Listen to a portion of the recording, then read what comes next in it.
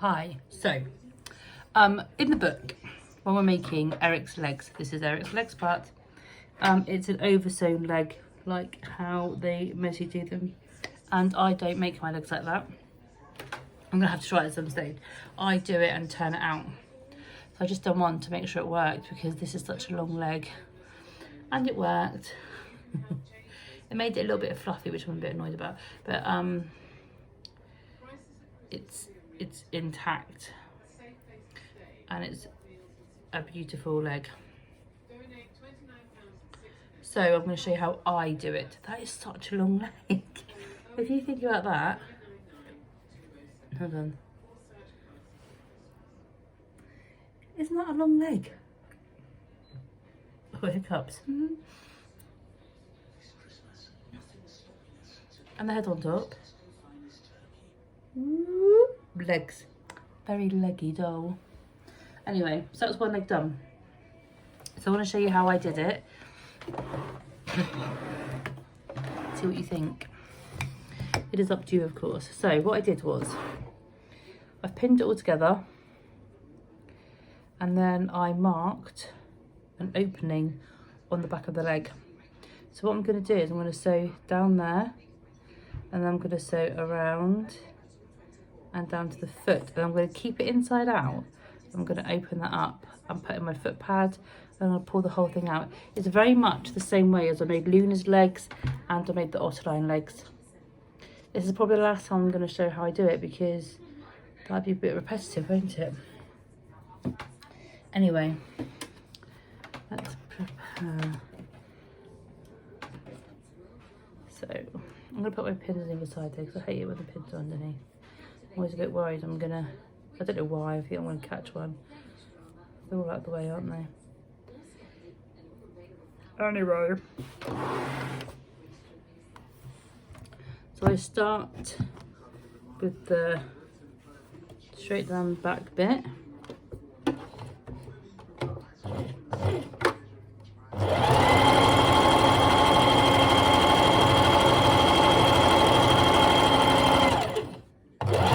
Making sure my raw edges are all together, nice and neat and tidy.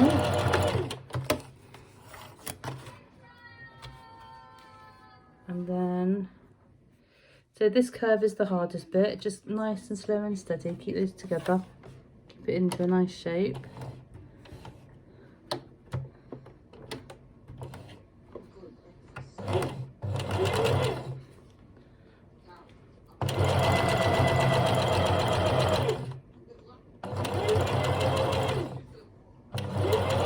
Kind of coarse, leaving the needle in a down position. You have to press your foot up and pivot, if that is easier for you.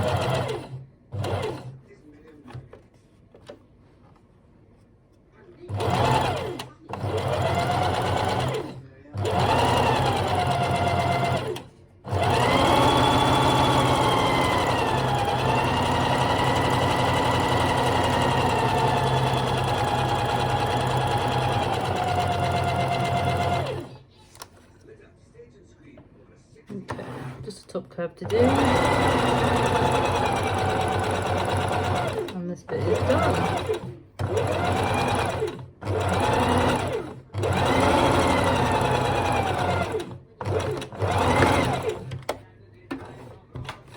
Right, so that's the outside done. Just checking to make sure both sides are sewn nicely. I'm just put some mini cuts in my curve there, so when we put out the wrong way, it sits nicely. Okay, so the next bit now is the foot pad.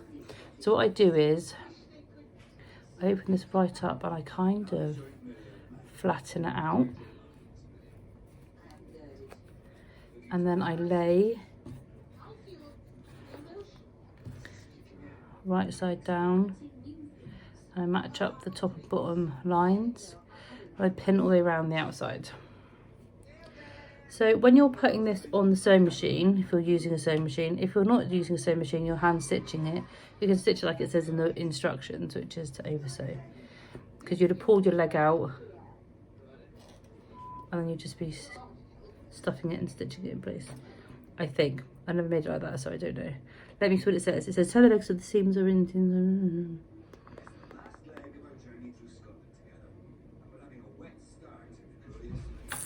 Yeah. So anyway, you'll notice when you do this that this bit looks bigger than the felt bit, which it probably slightly is because of the seam allowance, you know, being used. When I sew it with this fabric bit down. As long as it all lies flat, I'm happy. And as you can see, it comes out flat. Although that's obviously stuffed, you'll see that better.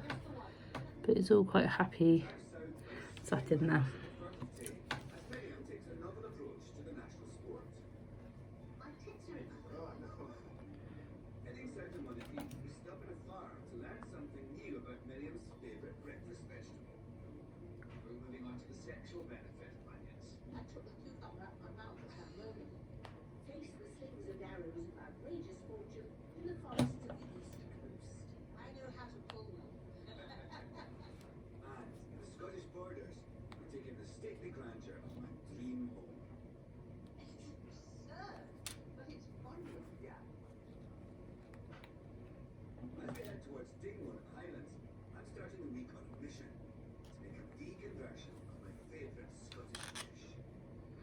Okay, so I've pinned enough, I think.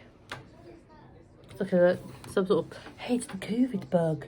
Little receptors waiting for new variants. I should say that really is not a joke, is it? Oh, COVID. When will it ever end? Okay, so the big thing about this when you're sewing it is make sure you keep your seams flat, keep it all nice and intact.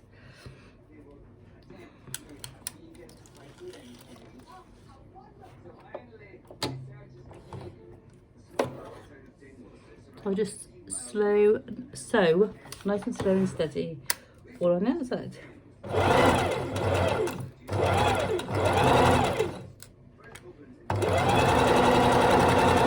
So when I get to like the back or the front seam, foot, heel or toe, I just get this long bit, the leg, the main body of the leg, and just hold it nice and flat. So when it goes through, I just keep it out of the way so it's not getting in the way of the stitching and it all lies in the right place.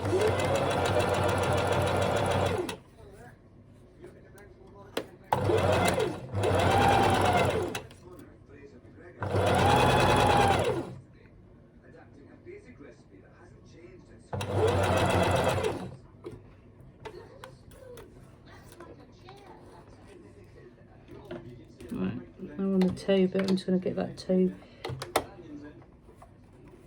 piece out of the way. I've actually caught that up a little bit with the pin, so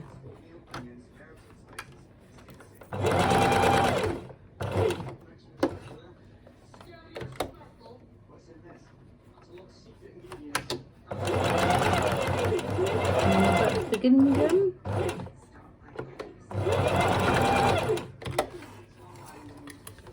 So that's done. Now it's the turning out point. So to do that, good old hemostats.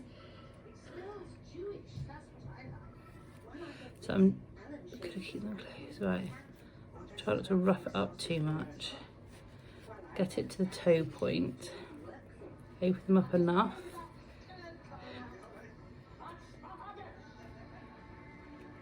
Grip it and then really gently ease it all through.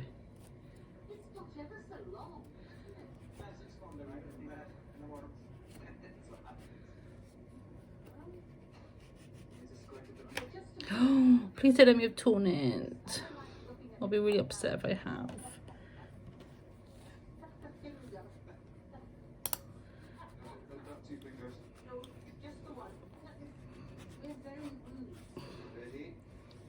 Gone a bit caught up somewhere. See, this didn't happen on the first one. The first one went really well. It's typical, isn't it? The one, there we go. I didn't roll it through properly. Have I caused any damage? No, that was lucky, wasn't it? Thank the sewing goddesses for that. Okay. This end's quite rounded, so you can pop it through.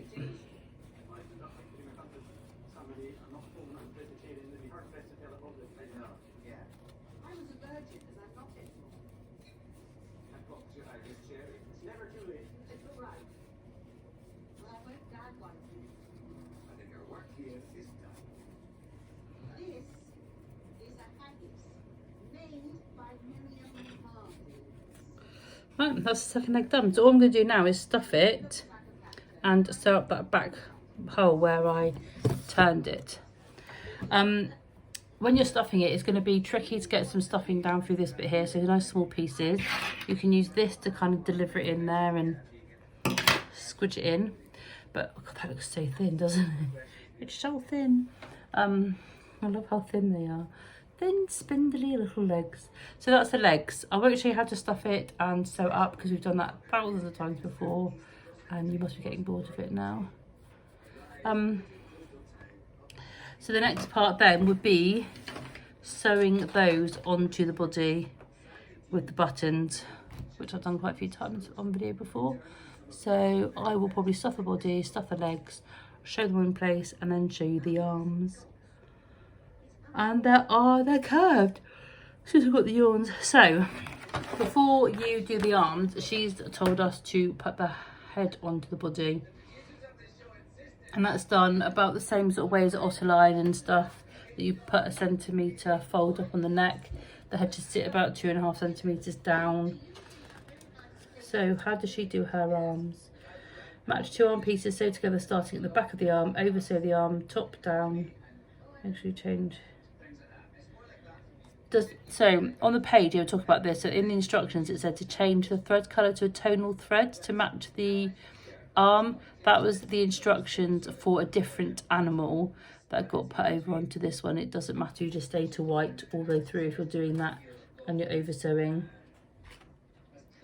I will make the arms the same way as I make all my arms, with a gap at the back to stuff and turn and sew together. And then oh my goodness, turn the arms on the button. So I'm yawning a lot, which is telling me that I'm getting very tired. So I'm going to finish here. I'll stuff the body, stuff the legs, sew them in place, sew the head on, but I'll show the positioning for that. And then do the arms, put the arms on, then it's a tail, and then Erik is ready to be dressed with his beautiful clothing, and they are going to be fun to make. That duffel coat looks so immense. I made a duffel coat that small before, so that's going to be a really good learning curve for us. Amazeballs. Anyway, for my Erik head and the very flat body and legs, I bid you a good night, and I will see you in the next video. Thank you very much for watching. Hope you're enjoying it. Don't forget to like and subscribe, and I'll see you next time. Bye.